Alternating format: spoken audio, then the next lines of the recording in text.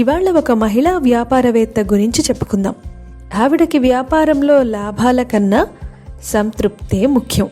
అవును, ఎందుకంటే ఆవిడ తన వ్యాపారంతో ఇతరులకి సహాయం చేయాలని అనుకుంటున్నారు.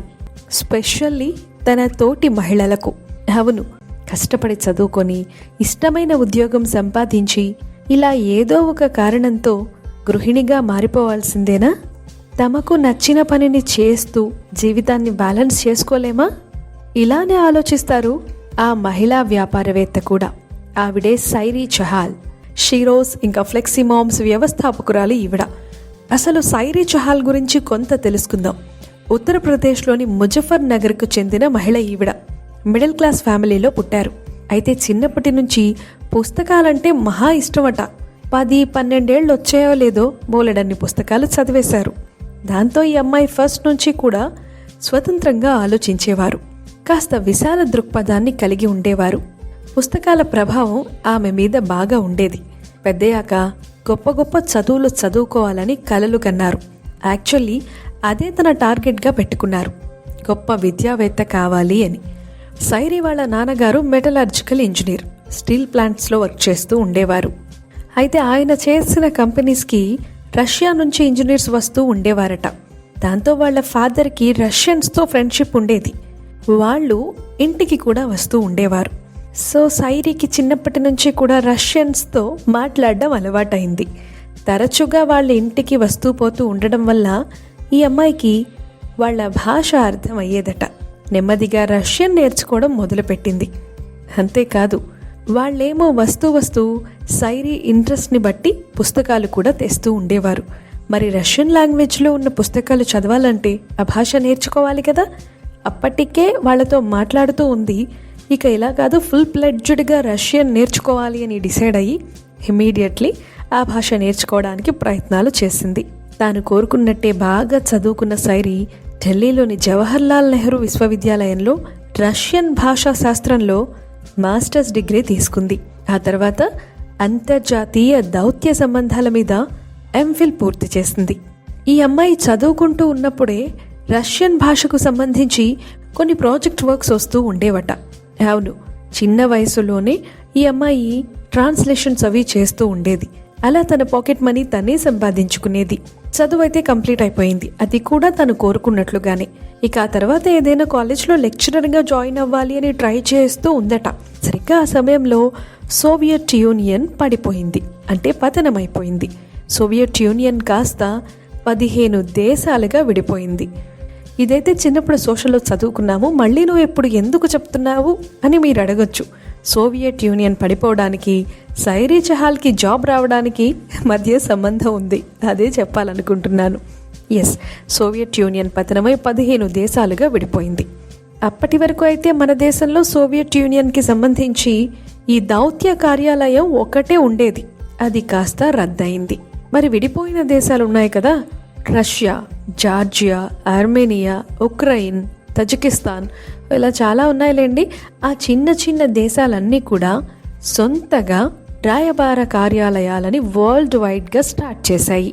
అయితే ఆ పర్టికులర్ ఆఫీసుల్లో పనిచేయడానికి రష్యన్ లాంగ్వేజ్ తెలిసిన వాళ్ళకి బాగా డిమాండ్ ఏర్పడింది. అప్పటికే మన సైరీ రష్యన్లో ఎక్స్పర్ట్. సో ఈ అమ్మాయికి బోలెడన్ని అవకాశాలు వచ్చాయి. ఆమె ఒక ఆఫీస్లో కాదు, 4-5 రాయబార కార్యాలయాలకు సలహాదారుగా పనిచేసింది. ఆ తర్వాత కొంతకాలం రష్యన్ ట్యూటోరియల్స్ కూడా నడిపారు. సరే, బానే ఉంది. కానీ తన లక్ష్యం అయితే లెక్చరర్గా మారడం. ఇక లెక్చరర్గా ప్రయత్నాలు చేస్తూ ఉన్న సమయంలోనే ఓ రోజట రష్యా ఎంబసీ నుంచి కాల్ వచ్చింది. వాళ్ళు సైరీని ఏమడిగారంటే, మా ఆఫీస్ కోసం మీరు రష్యన్ లాంగ్వేజ్లో ఒక స్పెషల్ వెబ్సైట్ తయారు చేసి ఇవ్వగలరా అని. ఇదేముంది, కామన్ ప్రపోజలే అనుకుంటున్నారా? కాదు. అవును, సైరీకి కానే కాదు. ఎందుకంటే అప్పటి వరకు తనకి వెబ్సైట్ అనే వర్డే తెలీదు. సీరియస్లీ, వెబ్సైటా అంటే ఏమిటి అని అడిగేసిందట. అంతే, ఎంబసీ వాళ్ళు ఆమెను విచిత్రంగా చూశారు. వెబ్సైట్ తెలియకపోవడం ఏమిటి అంటూ ప్రశ్నించారు. కొంచెం చిన్నతనంగా అనిపించింది సైరీకి.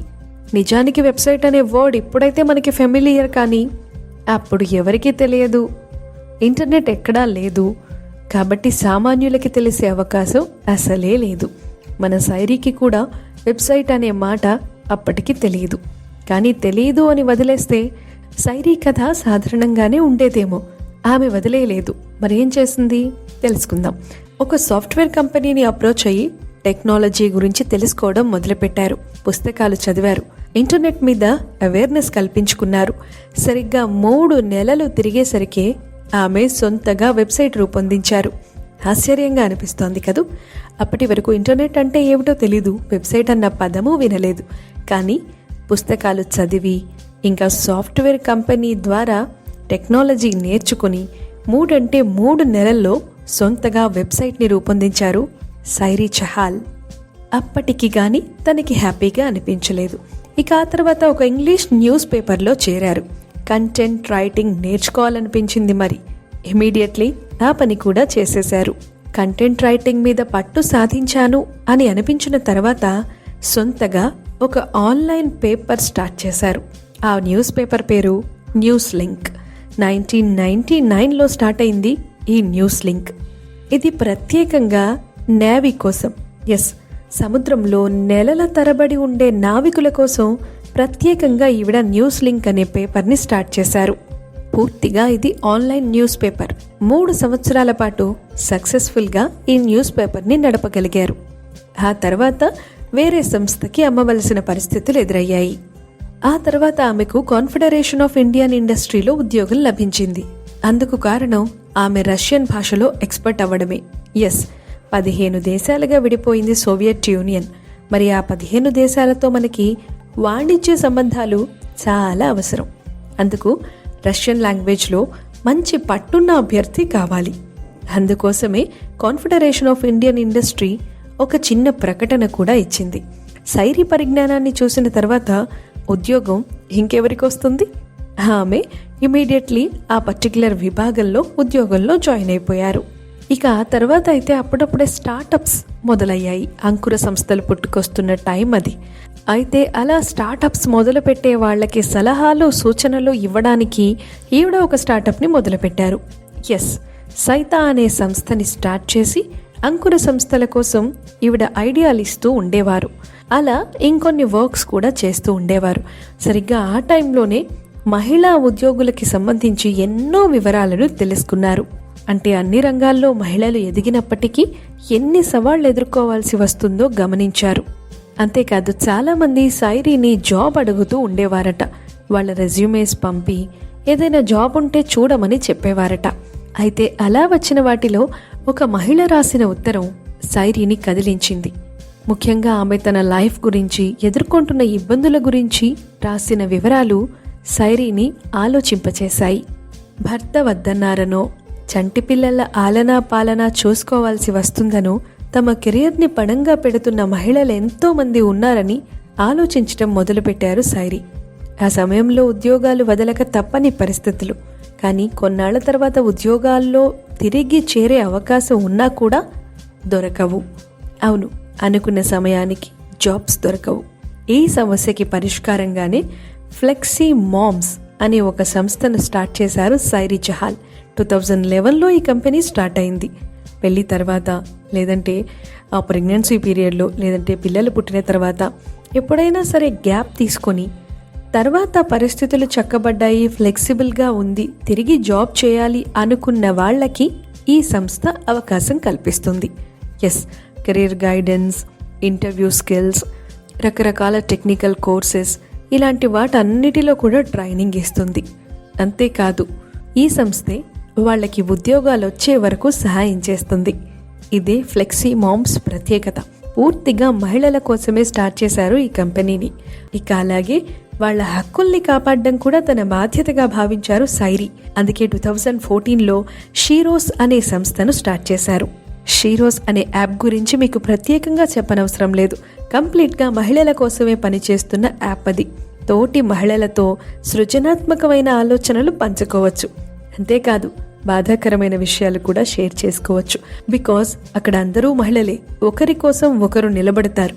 అక్కడ ఏదైనా ఒక అంశం మీద చర్చ జరగదు, ఎన్నో విషయాల మీద బోలెడంత సమాచారం అందుతుంది. కొన్ని లక్షల మంది మహిళలు ఈ యాప్ను వేదికగా చేసుకొని ఎన్నో సమస్యలకు పరిష్కారాన్ని పొందుతున్నారు. అవును, జాబ్స్ రిలేటెడ్ కావచ్చు, పర్సనల్ లైఫ్ అవ్వచ్చు, లేదంటే పిల్లల పెంపకం, షాపింగ్, గేమ్స్, ఇలా ఒకటేమిటి ఎన్నెన్నో అంశాల మీద బోలెడన్ని కథనాలు మనకక్కడ దొరుకుతాయి. ఇప్పుడు ఎంతో మంది సామాన్య మహిళలు షీరోస్లో భాగస్వాములుగా ఉన్నారు. ప్రస్తుతం అయితే ఈ యాప్ ద్వారా 1.5 కోటి మంది మహిళలకు సేవలందుతున్నాయట. అంతేకాదు, షీరోస్ హెల్ప్ లైన్ కూడా ఉంది. దీని ద్వారా అయితే లక్షల మంది మహిళలకు కౌన్సిలింగ్ చేస్తున్నారు. ఎవరు అంటే మహిళా వైద్యులు, మానసిక నిపుణులు, పోలీసు అధికారులు, న్యాయవాదులు, వ్యాపార సలహాదారులు, ఇలా ఎంతో మంది కలిసి ఇంకెంతో మంది మహిళలకు సపోర్ట్ ఇస్తున్నారు. వాళ్ళకి కౌన్సిలింగ్ చేస్తూ కొత్త జీవితాన్ని అందిస్తున్నారు. మొత్తానికి ప్రతిరోజు సైరీకి ఎన్నో వేల కృతజ్ఞతలు వినిపిస్తూ ఉంటాయి. సైరీ కోరిక అదే, ఇతరులకి సహాయం చేయాలి. తన వల్ల అవతలి వారి జీవితం బాగుంది అని తెలుసుకొని సంతృప్తిగా నిద్రపోవాలి. అందుకే ఉమ్మడి కుటుంబం లాంటి సంస్థలను నెలకొల్పారు. కొన్నిసార్లు ఇండైరెక్ట్గా, మరికొన్నిసార్లు డైరెక్ట్గా ఎంతో మంది మహిళలకు సపోర్ట్గా ఉంటున్నారు. ప్రతి సమస్యకి పరిష్కారం దొరుకుతుందని చెబుతున్నారు, కాదు పరిష్కారాన్ని చూపిస్తున్నారు. సైరీ చహాల్ నెలకొల్పిన షీరోస్ నెట్వర్క్ కావచ్చు, లెక్సీ మామ్స్ కంపెనీ కావచ్చు, ఎన్నో కోట్ల మంది మహిళలకి ఆ సంస్థల సేవలు చేరుకున్నాయి. మహిళల కోసం ప్రత్యేకించి ఇంకొన్ని యాప్స్ను కూడా రూపొందించారు సైరీ. పిల్లల పెంపకం గురించి, పోషకాహారం గురించి, ఇంకా రకరకాల అంశాల గురించి బోలెడన్ని యాప్స్ అందుబాటులో ఉన్నాయి. అంతేకాదు, విమెన్ ఎంపవర్మెంట్ గురించి ఈవిడ nari.com అనే వెబ్సైట్ని కూడా నడుపుతున్నారు. టోటలీ సైరీ చహాల్ మహిళల అభ్యున్నతి కోసం తనదైన శైలిలో ముందుకెళుతున్నారు. All the best చెప్దామా?